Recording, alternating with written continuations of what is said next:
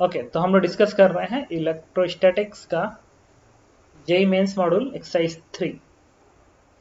ठीक है, 1 से लेके 5 तक डाउट बताइए, 6 से लेके 9 तक बताइए।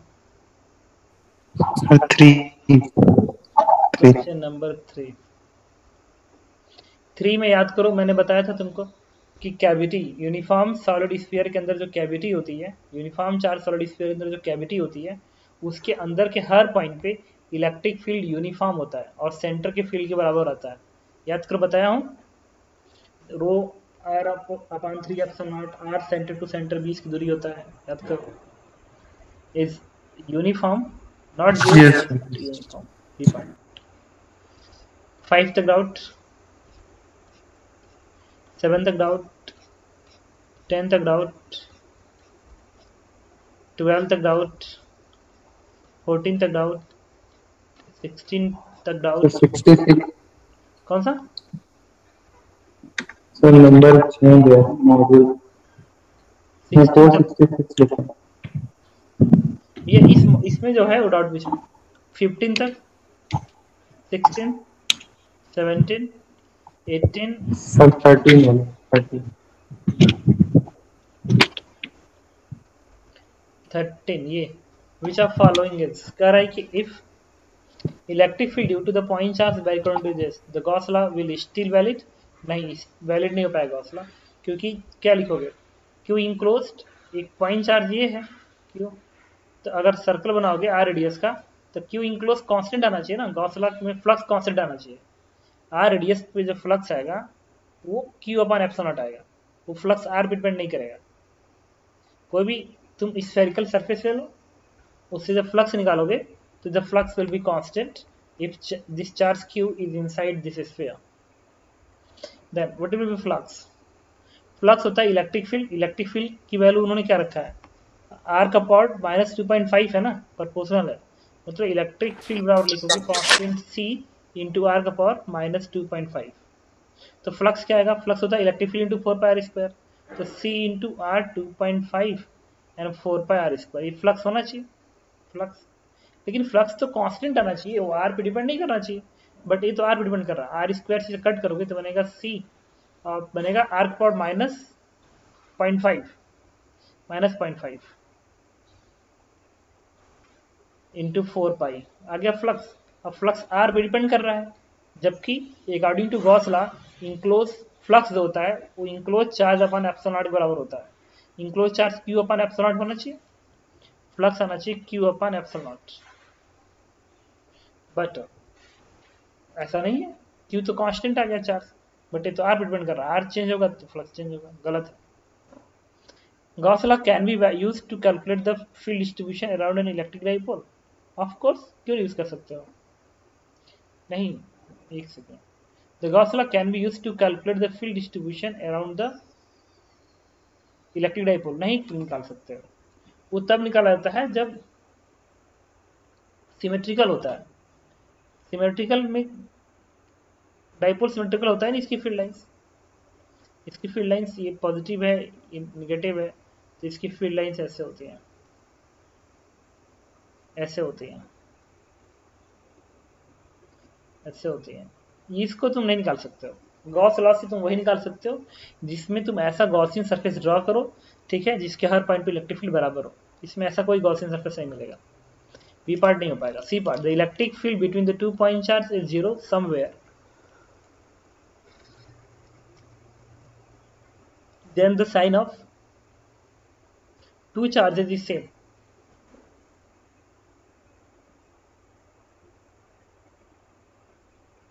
ये सही लाइन है, कह है कि एक पॉजिटिव चार्ज ये है, एक पॉजिटिव चार्ज ये है, तो बीच में इलेक्ट्रिक फील्ड जीरो होने की संभावना है।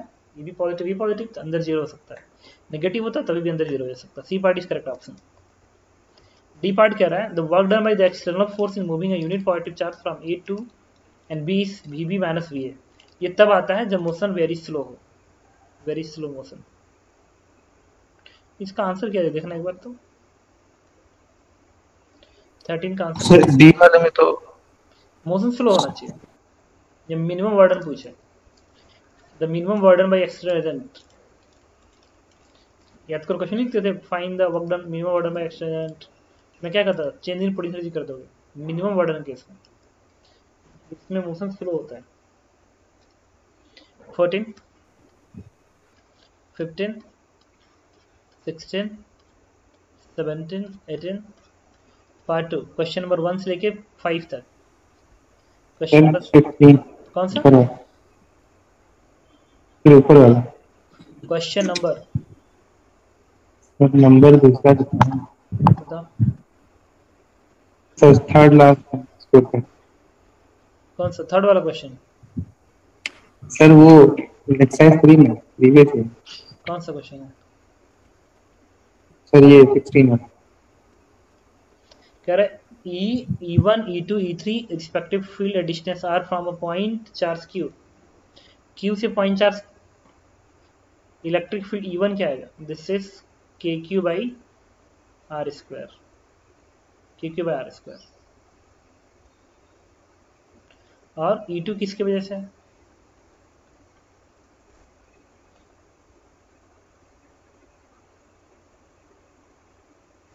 तो lambda upon 2 pi epsilon are.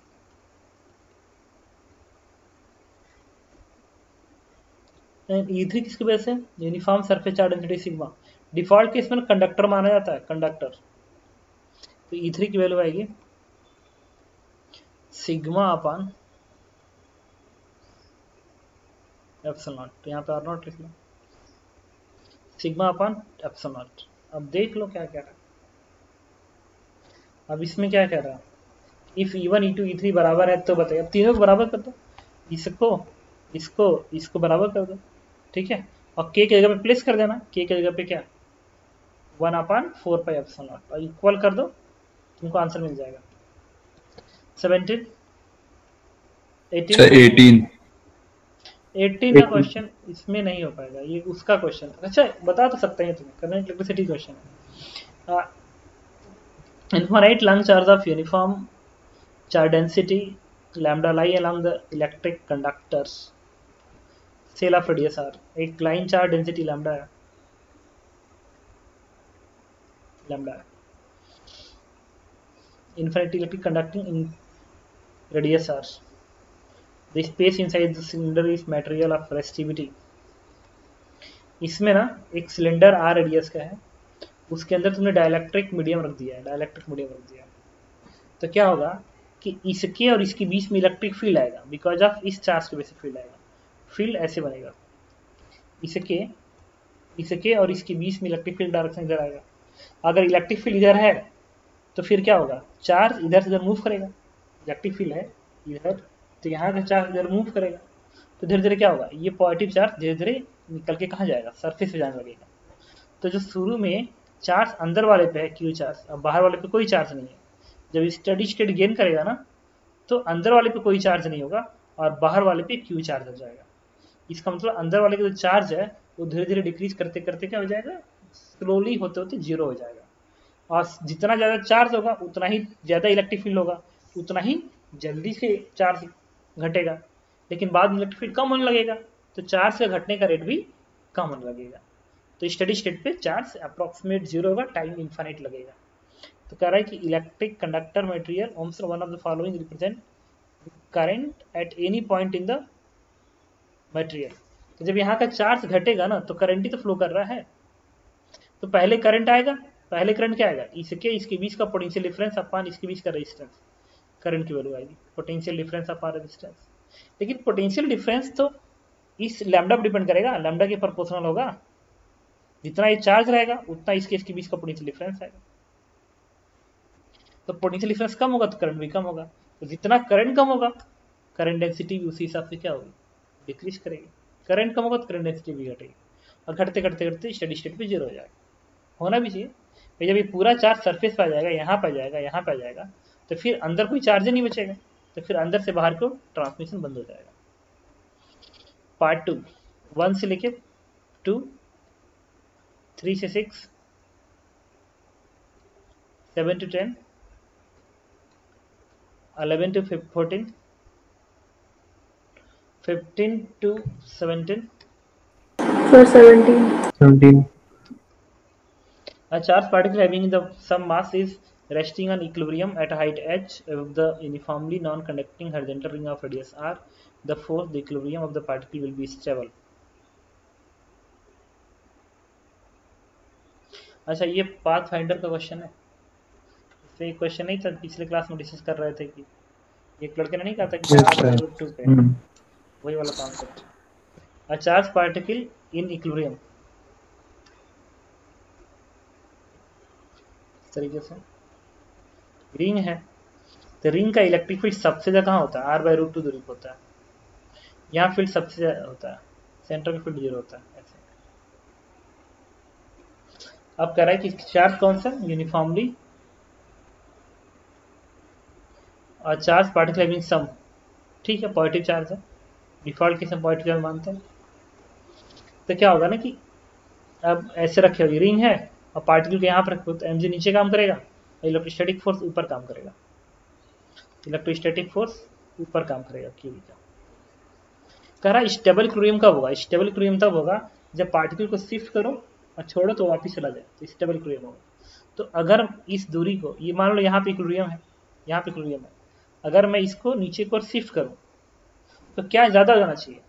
Electric field ज़्यादा हो जाना चाहिए ना। mg तो कांस्टेंट है, जब इसको नीचे शिफ्ट करोगे तो अगर QE ज़्यादा हो गया तो इसको उठा के यहीं पे ला कर रख देगा, इलेक्ट्रिक फील्ड की वैल्यू ज़्यादा होनी चाहिए। तो देखो कहाँ रखना चाहिए ताकि दूरी कम होने पर फील्ड बढ़ जाए। तो ये r by root 2 होता है ना, r by root 2 होता है। अगर तुम यहाँ रखते और दूरी कम करते तो फील्ड देखो घट गया ना, गलत हो गया। r by root 2 से ज़्यादा होना चाहिए, तो only if h is greater than इतना, इस कंडीशन को होल्ड करेगा। क्यों? क्योंकि इस कंडीशन अगर इतने दूरी पर रहेगा, आप पार्टिकल को हल्का सा शिफ्ट करो नीचे को, दूरी कम करो, ये दूरी कम करो, तो जब दूरी कम करोगे तो इलेक्ट्रिक फील्ड की वैल्यू क्या हो जाएगी? बढ़ जाएगी। अगर फील्ड बढ़ गया तो इस पार्टिकल को ऊपर लाके वहां लेते जाएगा, then motion will be stable equilibrium. 17 के बाद 18, 20 तक, 25 तक, 24. 20. 20 20.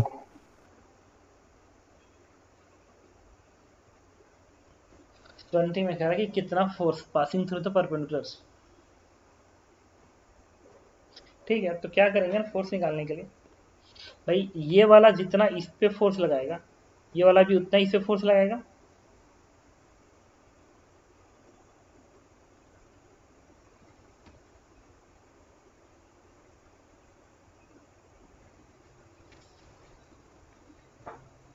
तो क्या करेंगे? इंटीग्रेशन का हेल्प करना पड़ेगा। ठीक है, ये जो पार्ट है ना, इस पार्ट की एबीडी बनाएंगे यहाँ पे ऐसे, और रॉड को ऐसे दिखाओ। ये वाला रॉड जो ना वर्टिकल है ना, ये रॉड वर्टिकल दिख रहा है, उसको जब ऊपर से देखोगे ना, ऊपर से इसी डायग्राम को जब तुम इधर से देखोगे ना, इधर से देखोगे तो तुम्हें ये डायग्राम ना ऐसा नजर आएगा, ऐसा ये वाला आर्क ऐसा नजर आएगा और ये डॉट नजर आएगा। अब क्या करेंगे पता है? थीटा पे जाएंगे, डी थीटा का स्ट्रिप लेंगे यहाँ पे, और यहाँ पे जो फोर्स की वैल्यू आएगी वो इस डायरेक्शन में आएगी, that is D F, and force D F is electric field, यहाँ के इलेक्ट्रिक फील्ड इंटू ये वाला चार्ज। ये इलेक्ट्रिक फील्ड कितना होगा? ये जो इलेक्ट्रिक फील्ड आएगा this is lambda upon 2 pi epsilon not R, lambda upon 2 pi epsilon not R electric field, इसके वजह से इंटू ये वाला चार्ज। ये चार्ज क्या होगा? चार्ज डेंसिटी लैम्डा है, इस पे चार्ज कितना है? क्यू है ना। ठीक है, चार्ज डेंसिटी लैम्डा 1 मान लो, इस पे लैम्डा 1, इस पे लैम्डा, तो बनेगा लैम्डा 1 इंटू ये वाला चार्ज ना, डी की चार्ज कैसे आएगा? डेंसिटी में इस लेंथ से मल्टीप्लाई करोगे, अगर ये रेडियस आर और ये एंगल थीटा डी थीटा है तो बनेगा आर डी थीटा, ये बन गया। तो ये तो फोर्स आ गया इसके ऊपर इधर, लेकिन सिमेट्री से फोर्स ना इस डायरेक्शन में होना चाहिए, वाई डायरेक्शन में, क्योंकि इतना ही एंगल इधर जाओगे तो फोर्स इधर बनेगा, तो रिजल्टेंट ऊपर को रहना चाहिए ना, ऊपर को रहना चाहिए। एक्स वाला तो कैंसिल आउट हो जाएगा, तो कंपोनेंट करना पड़ेगा।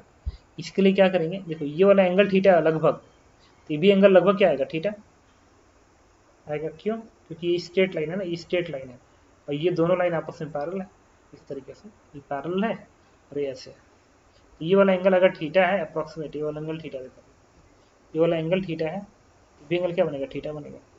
ये भी क्या बनेगा? थीटा बनेगा। तो नेट फोर्स इस डायरेक्शन में आएगा, तो इसी का कॉस कंप्यूट करना पड़ेगा, कॉस थीटा। तो कॉस थीटा कर देंगे। अब करेंगे इसको इंटीग्रेशन इस तरीके से ताकि पूरा पूरा रिंग कवर हो जाए। तो थीटा तुम इधर से माने हो ना ऐसे, तो इधर थीटा -π/2 बनेगा, इधर थीटा π/2 बनेगा, मतलब इन होगा ये इंटीग्रेशन -π/2 से π/2 तक। तो अच्छा, इससे आएगा λ1 डिवाइड बाई r से r कट गया 2πε0 एंड आएगा sine theta, integration sine theta π/2 पर तो 1, अब माइनस ऑफ फंक्शन प्लस हो जाएगा, that is +2। This is λ1 divide by πε0। अब हमको क्या करना पड़ेगा, λ1 को q के टर्म में लिखना पड़ेगा। तो λ/πε0, λ1 क्या होगा q डिवाइड बाई इसका लेंथ है ना, आर्क का लेंथ, क्योंकि जो q चार्ज है वो इस आर्क पे है, तो आर्क लेंथ क्या होगा πr होगा, 2πr का आधा है ना, दैट इज πr। तो ये आंसर देगा second part. Question number 21, 22, 23, 24, 25। Sir 24। 20 कौन सा 24 24 में क्या रहा है कि diagram shown in the figures, a charge placed on the xyz, the work done in the moving point charge from 1, 1 to इतना equal to, okay।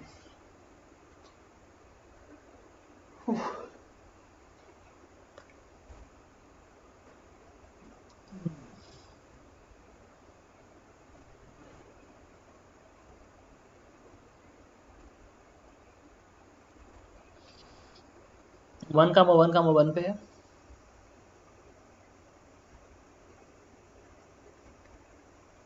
उसको कहाँ ले जा रहे हो, 0, 1, 1 में ले जा रहे हो। मतलब y और z कोऑर्डिनेट में कोई चेंज नहीं हो रहा है, y और z कोऑर्डिनेट में कोई चेंज नहीं, सिर्फ x कोऑर्डिनेट चेंज हो रहा है। मतलब 1, 1 से तुम्हें यहाँ लेके जाना है, ऐसे लेके जाना है, x एक्सिस के पैरेलल लेके जाना है। अब देखो, अब एक एक करके समझना पड़ेगा कितना आएगा। तो देखो, सबसे पहले x एक्सिस की बात करते हैं। ये x एक्सिस वाला चार्ज डेंसिटी 2λ और x एक्सिस के पैरेलल जा रहा है ऐसे, इसके वजह से कोई बर्डन नहीं आएगा। क्यों? क्योंकि इसकी फील्ड लाइन ऐसे बनेगी ना, ऐसे बनेगी। अब परपेंडिकुलर चल रहे हो, परपेंडिकुलर जा रहे हो, तो बर्डन 0 होगा, इसकी वजह से बर्डन नहीं आएगा। अब हम बात करेंगे जेड वाले की वजह से। जेड वाली एक्सिस ऐसे है, देखो ऐसे मेरे तरफ है, और ये है यहाँ पे, तो कहाँ पे आ रहा है ये एक्स एक्सिस, ये वाई एक्सिस। तुम कहाँ जा रहे हो, एक्स वाई एक्सिस जा रहे हो, ऐसे जा रहा हूँ। इसमें वर्डन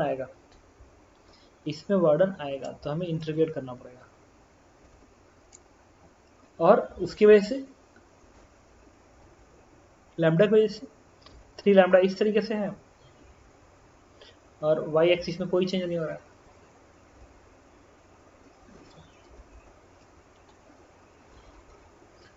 अच्छा बताता हूँ, तो मार्क कर दो, तुमने ये प्रूफ कर दिया कि वर्डन एक्स एक्सिस की वजह से नहीं आएगा, इसके वजह से नहीं आएगा क्योंकि एक्स एक्सिस के पैरेलल जा रहा है, तो वर्डन एक्स एक्सिस वाला 0 हो गया। अब वाई एक्सिस का निकालना और जेड का निकालना, चलो वाई के निकालते हैं अलग अलग। मैं व्हाइट बोर्ड लेके चल रहा हूँ तुम्हें, ठीक है।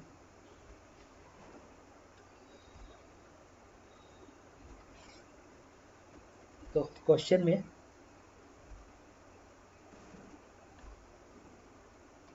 वाई एक्सिस है, चार्ज डेंसिटी कितनी है 3λ,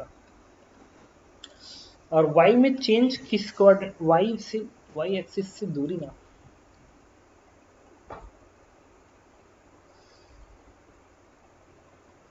ये है कहाँ पे 1, 1 पे है, और कहाँ जा रहा है 0, अच्छा गलत बता दिए क्या, एक बार सही से देखो, एक मिस्टेक है इसमें।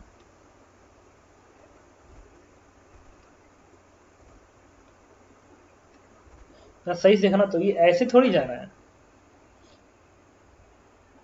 नहीं x में ही तो 0 जा रहा है,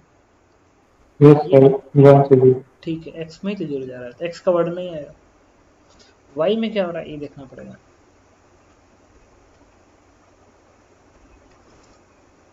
ये है y कोऑर्डिनेट्स, पार्टिकल है 1, 1, 1 पे, पार्टिकल है 1, 1, 1 पे, और कहाँ पे आ रहा है, x कोऑर्डिनेट 0, 1, 1 पे जा रहा है। तो डिस्प्लेसमेंट पार्टिकुलर कितना हुआ,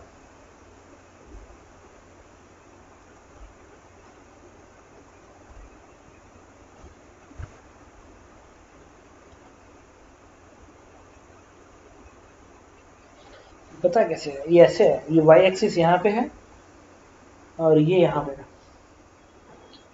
और ये ऐसे निकल रहा है ऐसे, तभी तो y कोऑर्डिनेट रह रहा है और z कोऑर्डिनेट भी रह रहा है, y कोऑर्डिनेट 1 और z कोऑर्डिनेट 1, तो ऐसे भाग रहा है, तो ऐसे, फिर ऐसे, फिर ऐसे।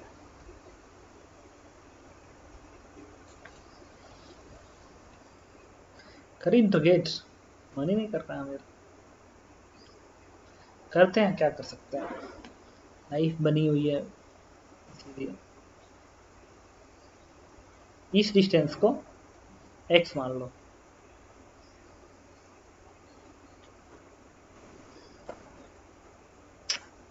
बट मन ही नहीं कर रहा एकदम। ये दूरी क्या आएगी, ये दूरी बनेगी 1 मीटर, जेड कोऑर्डिनेट में 1 है ना, ऐसे है, इस तरीके से है, और ये ऐसे आ रहा है, तो जेड में दूरी 1 है, जेड पर बिल्कुल इस प्लेन को देख रहे हो, इस प्लेन को, ये दूरी 1 है, ये दूरी 1 है, तो 1 दूरी पे ऐसे आ रहा है, 1 होना चाहिए। अब फिर इस दूरी को dx मान लो, तो इसको जब इससे मिलाओगे तो इलेक्ट्रिक फील्ड इधर बनेगा, इलेक्ट्रिक फील्ड इधर बनेगा, ठीक है। तो वर्डन क्या लिखोगे, तो ये वाला एंगल थीटा मान लो, तो वर्डन होना चाहिए, फोर्स क्या होगा, फोर्स अगर क्यू इंटू है, क्यू 1 है, फोर्स रहेगा यही, तो वर्डन क्या होगा, वर्डन होगा तुम्हारा फोर्स का ये कंपोनेंट में dx मल्टीप्लाई करेंगे, एफ एक्स डिस्प्लेसमेंट डायरेक्शन में फोर्स होता है ना, वर्डन क्या होगा, D W, that is E cos theta into D x, ये वर्डन बनेगा। ई कॉस थीटा में अगर मैं कहूँ कि एंगल थीटा आएगा, नहीं, ये वाला एंगल थीटा बनेगा, अगर ये थीटा है तो ये भी थीटा बनेगा, तो कॉस का किस बराबर आएगा, कॉस के बराबर आएगा एक्स अपान ये distance, that is X upon root 1 plus X square into D X. Electric field किसके बराबर आएगा, इलेक्ट्रिक फील्ड की वैल्यू होती है lambda upon 2 pi epsilon not R, lambda upon 2 pi epsilon not R, और R ये दूरी बनेगी, ये दूरी कितनी आएगी, रूट 1 प्लस एक्स का स्क्वायर, उठा के यहाँ पर रख दो, तो वर्डन कितना मिलेगा, वर्डन मिलेगा तुम्हारा lambda upon 2 pi epsilon not x dx, और नीचे बनेगा 1 प्लस एक्स स्क्वायर। अब करना पड़ेगा इसको इंटीग्रेट, इंटीग्रेशन पढ़ चुके हो,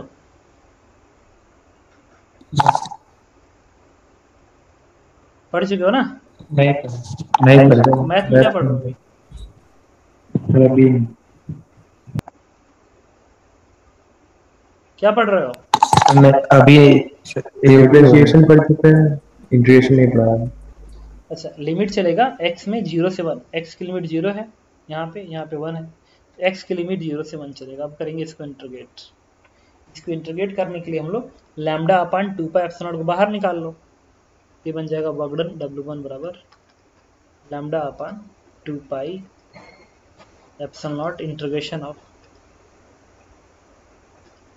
x अपान 1 प्लस एक्स स्क्वायर एक्स 0 से 1, एक तो इंटीग्रेशन कर ही लेते हैं कम से कम, 1 प्लस एक्स स्क्वायर को t मान लो, याद करो, तो बनेगा 2x dx बराबर dt, तो इसकी जगह पे तुम लिख सकते हो integration of 0 to 1 x dx की जगह पे क्या लिख सकते हो, x dx dt अपान 2, dt अपान 2, और इसके जगह पे क्या लिख सकते हो, t, इसका इंटीग्रेशन बनेगा 1 अपान 2 ln t बनेगा, 1 अपान t का होता है ln t, और t क्या है 1 प्लस एक्स स्क्वायर,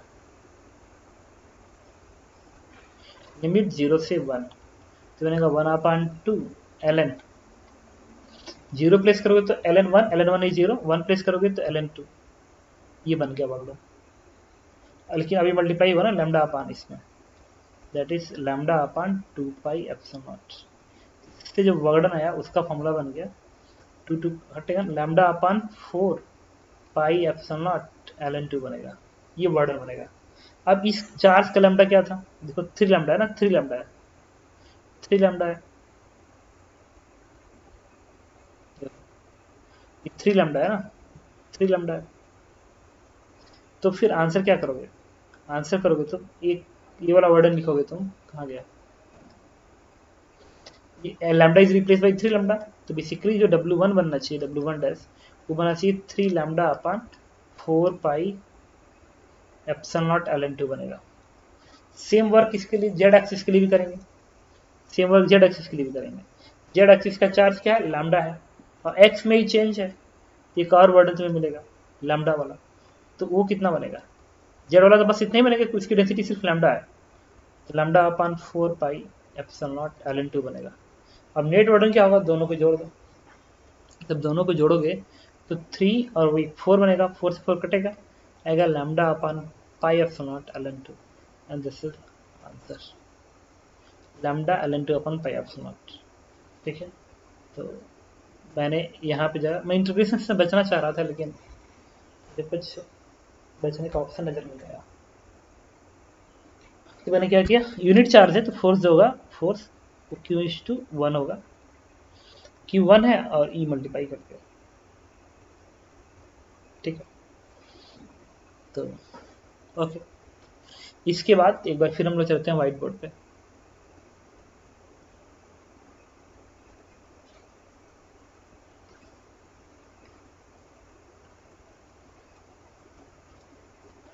हाँ, तुम्हें स्क्रीन दिख रहा होगा, तो आप मुझे बताओगे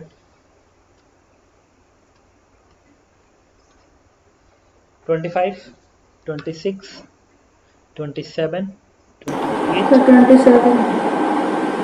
sir last, yes sir, 27 Yes, sir. और सर लास्ट, 28, 27 and 28.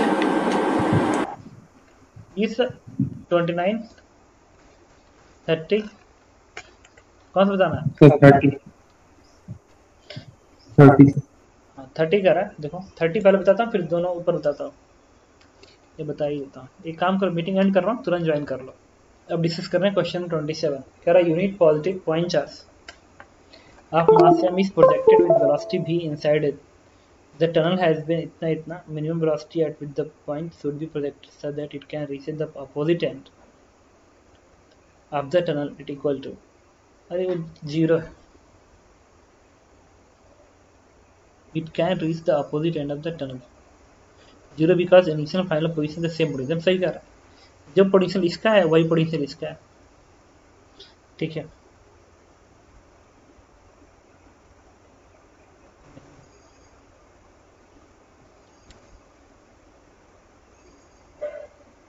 ना सेंटर तक पहुंचाना होगा, डी पार्ट गलत, डी पार्ट गलत है, गलत है,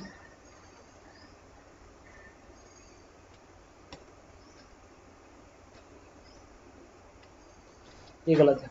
क्या करना होगा ना, इलेक्ट्रिक फील्ड यहाँ पे ना इस रीजन में, इस रीजन में इलेक्ट्रिक फील्ड इस डायरेक्शन होगा, इस डायरेक्शन होगा, ऐसे इलेक्ट्रिक फील्ड इस रीजन में होगा, इस रीजन में इलेक्ट्रिक फील्ड इधर होगा, इसके आधे के इधर इलेक्ट्रिक फील्ड इधर होगा और आधे के इधर इलेक्ट्रिक फील्ड इधर होगा। तो इधर से जब फेंकोगा ना एक पार्टिकल को, तो ये इलेक्ट्रिक फील्ड अपोज करेगा, करते करते इसकी स्पीड यहाँ पे जीरो होगी, उसके बाद हल्की सी भी ज़्यादा होगी ना, तो इधर भाग निकलेगा because of this electric field. मतलब आपको ना सिर्फ यहीं तक पहुँचाना है, सिर्फ यहीं तक पहुँचाना है, तो यहाँ से यहाँ तक पहुँचा दो, उसके बाद हल्की सी वेलोसिटी होगी तो बाहर निकल जाएगा। लगाएंगे एनर्जी कंजर्वेशन, तो चार्ज क्यू इंटू इस पॉइंट का पोटेंशियल लेट्स V1 है, पोटेंशियल जी बन गई, plus kinetic energy half m into U square is equal to, just यहाँ पहुँच जाए, यहाँ पहुँच जाए, तो यहाँ का पोटेंशियल V2 है, दैट इज क्यू V2 और काइनेटिक एनर्जी 0। इसको सिंप्लीफाई करोगे आंसर आ जाएगा। हाँ V1 V2 निकालना पड़ेगा, तो V1 क्या होगा, दैट इज KQ/R, सरफेस का पोटेंशियल है ना, V1 क्या होगा KQ/R, सरफेस का पोटेंशियल है, फिर पीछे V2 कितना होगा, तो इस सेंटर से R/2 दूरी पे है ना और अंदर है, याद करो सॉलिड स्फीयर के अंदर मैंने पोटेंशियल फॉर्म लिखवाया था KQ/R ब्रैकेट में 3/2 minus are square upon 2r²। तो r की जगह पे क्या प्लेस कर दो, r/2 प्लेस कर दो। इस r की जगह पे r/2 प्लेस कर दो। v2 आ गया, इसको उठा के यहाँ पर रख दो। v1 आ गया, इसको उठा के यहाँ पर रख दो। सिंप्लीफाई कर दो, u की वैल्यू आ जाएगी 27/28। 28 में कह रहा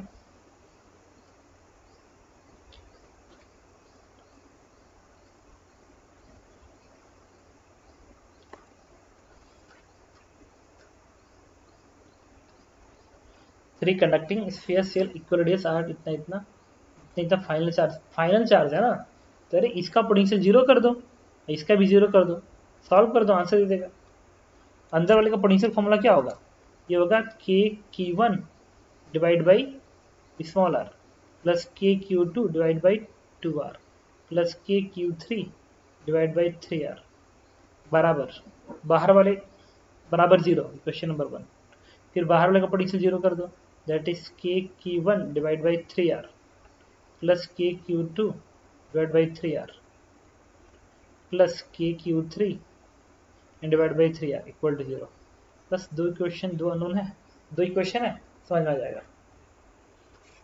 उन्होंने क्या पूछा है कि चार्ज का सम क्या होगा, आ तो गया, यहीं से आ जाएगा। यहाँ पे Q1 Q2 यहाँ प्लेस कर देना। Q1 बराबर क्या, Q1 अपान Q2 की वैल्यू x मान लेना बस। तो Q1 पे Q2 x रख दो, तुम्हें रेशियो मिल जाएगा सिंप्लीफाई करोगे तो। इसके बाद 30 पे आते हैं, इसको सिंप्लीफाई कर देना। Q1 बराबर Q2 x, यहाँ पे Q1 की वैल्यू उठा के इसी क्वेश्चन में रख देना। तो Q2 यहाँ पे आएगा, Q2 यहाँ पे Q2 बाहर निकलेगा और Q2 Q3 का रेशियो हो जाएगा। ठीक है, Q2 Q3 का रेशियो आ गया, तो फिर क्या करोगे, यहाँ पे चाहिए Q1,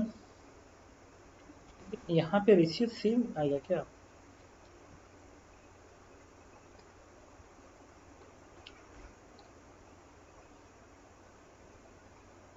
नहीं, दोनों को सॉल्व करना पड़ेगा अलग से। ठीक है, Q1 बराबर Q1 अपान Q2 बराबर x मान के यहाँ पे सिंप्लीफाई कर दो। ठीक है, तो एक बनेगा तुम्हारा Q2 Q3 में रिलेशन यहाँ आ जाएगा और Q2 Q3 में रिलेशन यहाँ आ जाएगा। फिर Q2 दो इक्वेशन दोनों में बनेगा, सॉल्व करोगे तो तुम्हें x की वैल्यू मिल जाएगी। Question number 30th, there are 4 concentric ABCD radius इतना इतना, B and D are given charge इतना, the shell C is now earth, the potential of VA minus VC। इसमें क्या करना है, वही तो क्वेश्चन है सर पोटेंशियल का। इसका रेडियस क्या है, 2a 3a 4 है, ये 2a है, 3a है, 4a है। C ABC इसको अर्थ कर दिया गया। A और B और C का पोटेंशियल कितना होगा, BD are given charge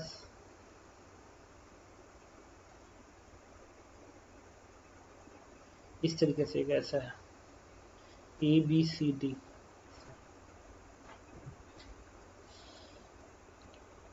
B और D पे इक्वल चार्ज है, Q चार्ज है, इस पे Q चार्ज,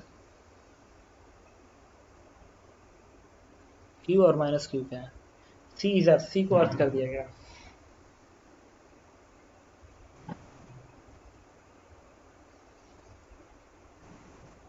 ठीक है,